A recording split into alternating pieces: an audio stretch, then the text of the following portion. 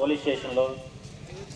ఆ తర్వాత అంటే మేమంటే డిపార్ట్మెంట్ కాబట్టి అధికారులుగా మేము చేయాలి. కానీ ఇక్కడ పర్సనల్గా తీసుకొని ఈ సెంటర్లో మన మండలంలో కాదు, మన కాన్స్టిట్యున్సీలో కూడా ఎక్కడ కూడా ఇంత ఇంట్రెస్ట్గా నేను 2-3 పోలీస్ స్టేషన్లు చేశాను.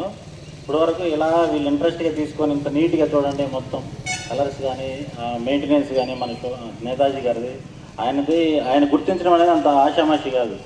అంబేద్కర్ గారు, గాంధీజీ గారు అందరూ మనం ప్రతి చోట మనం చూస్తాం. కానీ నేతాజీ గారిని వీళ్ళు మెయిన్ సెంటర్లో పెట్టి బోస్ బొమ్మ సెంటర్ అని, మన రైల్పేట సెంటర్ అని పేరు రావడం, దీన్ని మెయింటైన్ చేయడం, మన ప్రసాద్ గారు ఇక్కడే పక్కనే ఉండి మొత్తం దీన్ని ఒకరి తర్వాత ఒకరు చూసుకోవడం, మన గూడూరు వెంకటరావు గారు కానీ అంతా ఈ సెంటర్లో ఇక్కడ మొత్తం పబ్లిక్ కానీ తర్వాత కూలీలు అందరూ కూడా మన నేతాజీ గారు ఉదయం లేచినప్పుడు కనపడుతుంటారు. అవునా?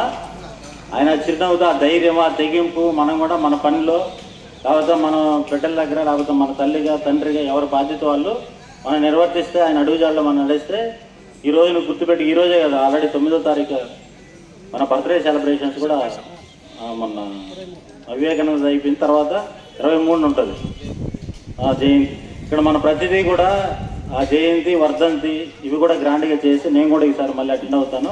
ఇక్కడ చాలా నాకు హ్యాపీగా అనిపిస్తుంది ఇక్కడ రావడానికి. అందుకనే వేరే ప్రోగ్రామ్ కూడా పోస్ట్ పోన్ చేసుకుని వచ్చాం. ఇంకొకసారి కమిటీ అందరికి కూడా థ్యాంక్ యూ.